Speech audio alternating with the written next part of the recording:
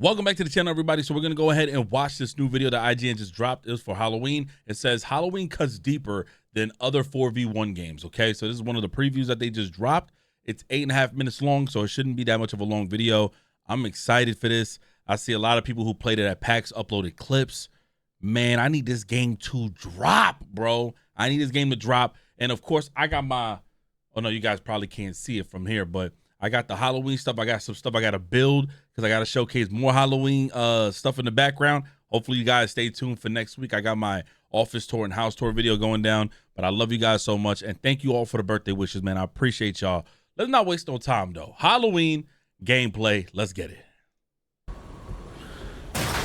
Oh, the first thing I did in Halloween was pick up a pitchfork. I thought it might give me a fighting chance against him. I was right. A couple of minutes later, I ran into Michael Myers, the shape himself. The fight that followed. Oh, he glitched through the door against my pitchfork. I knocked him down, but that. Yo, that's one of the most frustrating deaths, yo.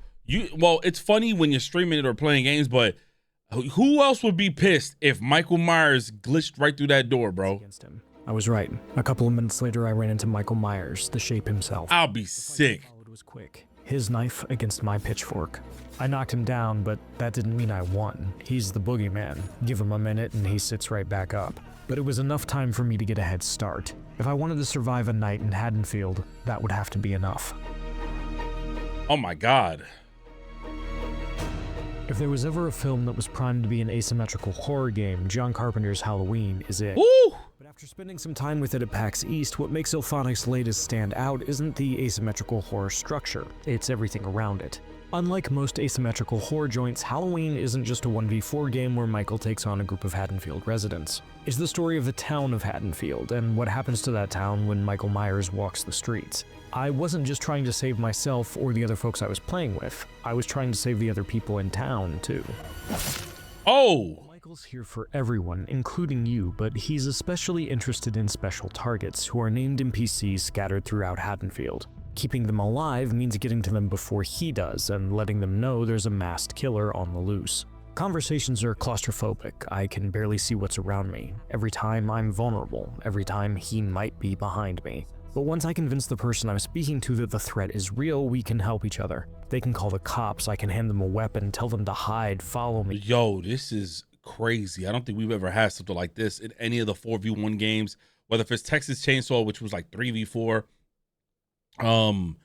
Killer Clowns, Friday the 13th. Holy shit. Them to any escape we've unlocked. What? Give weapon? No guarantees. I can't stay with them forever, but they're better off than they were. Every journey into a house is a risk. Each time, I wonder if I'll open a door to see Michael on the other side, staring at me from behind the mask. I started locking doors, turning TVs off and on depending on how much noise I'm making. I open drawers and scour the trunks of cars for anything to give me an edge, a brick, a long dart, maybe even a joint. That was to take the edge off. Oh, and that's why your screen bugging. Inevitably, he's there, around a corner in the house, walking towards me on the street. Sometimes the things I've done to keep me safe end up backfiring. I lock a door leading outside only to find Michael between myself and the other exit. Turn around, unlock the door I've just locked, and hope I can make it outside before he catches me. He doesn't run, but he doesn't always need to catch you. He has a knack for disappearing into the darkness, appearing around corners. Oh my God. At least not initially. The tension ebbs and flows. I know he's not always there, and I have to navigate the town to find what I need and save who I can. But it can change in an instant. Lead designer Jordan Mathewson told me that the design of Haddonfield itself, and making the people in it, was a crucial part of the story of each match. They wanted to capture what it would feel like to be— What the hell? Michael was on the loose, and that meant encounters with a bunch of different people that could play out in different ways. You had to care enough about the people in Haddonfield to want to save them while realizing you might be tempted. You just shot Shorty with a dart. A chance to get away. I feel it every time I pick up the phone to call the cops and the camera closes. Are all IGN gamers ass? A little tighter. Every time I walk through the open front door of a house, I know I've never been inside. Every time I hear a window break, maybe he's trying to get through it. Maybe someone's jumped out of it to get away. Sound becomes a crucial part of navigating Haddonfield. You could ride bikes in here? What? Tells me where to go and the place. You could ride bike? Perhaps Halloween's greatest success, based on what I've played so far, is that Haddonfield feels like a place that exists outside of me. Things happen in these houses when I'm not there. Mathewson told me that was intentional too. The environment had to be in-depth enough that you could create your own. So what happens when certain people die, when certain civilians die? You just got to proceed on and make sure that you guys just escape. It says save your friends, Thomas, Marcus, and Rachel. Find a way to escape. Help residents escape. Oh, man, this is going to be intense. Eventually, I do manage to escape, though not because I finally found the bolt cutters to unlock one of the map's built-in exits. Enough of us call the cops and they roll in with a police wagon, and everyone who's left makes their way over. My pickaxe was good enough to put Michael on the ground for a while, but these guys have guns. I wait until most everyone makes it inside the wagon and then jump in myself. I've never been so happy to see the cops in my life. Turnabout is fair. Okay. It's my turn as Michael. I get lucky early. I'm spawned right next to another player who is too focused on something else to notice me sneaking up behind them. I pick them up by the neck and slice their throat open. Oh! One down, though I know residents can sometimes come back as a sheriff's deputy or even Dr. Loomis himself. Michael is a different beast when I was forced to adapt to. He walks slowly, and when he speeds up, you can hear the heavy breathing behind the mask. He starts with a knife, but he can acquire other things, like a pickaxe, which makes for some true executions. Holy shit! The knife is ponderous. If you want to make sure someone doesn't get away, your best bet is to grab them.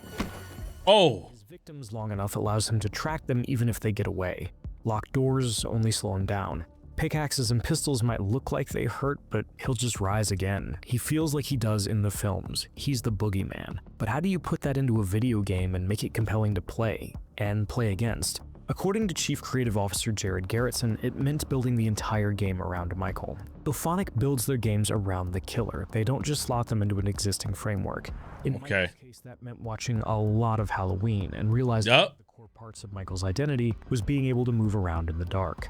As Ilphonic pitched the game to Trancas International Films, who that shit was scary as a kid when I would watch Halloween, bro. Carpenter made became game mechanics. Michael loves hanging out in the dark, but why? Garrettson told me that they seized on the idea that darkness allows him to move in and out of the world, and that became a core part of their pitch. Obviously, it paid off. That idea became Shape Jump, Michael's most defining and impressive ability. As long as he's in darkness or outside of a resident's line of sight, Michael can slip into the darkness, which makes him much faster, allows him to move through physical barriers like fences and plants. Oh my God. Haddonfield, you might think he's behind you only to realize he's beaten you around the corner you were headed for. Shape jump is extremely powerful, but it is limited. Michael cannot shape jump in the light, and he needs to be in darkness to re-enter the physical world. Smart civilians will run from light to light, using that to their advantage, but even the smartest civilians make mistakes, and one slip-up is all Michael needs. If being a civilian is an exercise in tension, what the fuck? Michael is about power. The more he stalks and kills, the stronger he becomes, and the more executions and abilities he gains access to. I want to see all the costumes, man. Somebody needs to post all the costumes, all the masks, everything. I need every Michael. I know it's going to be John Carpenter's Halloween, but like, can we get all the other versions of Michael? I don't mind. As a civilian, you're not defenseless, but you are prey. Here, you're the hunter, and there's a sick thrill to stalking civilians, turning off the lights at the right moment, executing the perfect shape jump ambush, and simply walking after a resident who is desperate to get away. The attention to detail here is impressive, from the sound Yikes. behind the mask to executions that mirror those seen in the films. You haven't lived Ooh! to a wall with a butcher knife.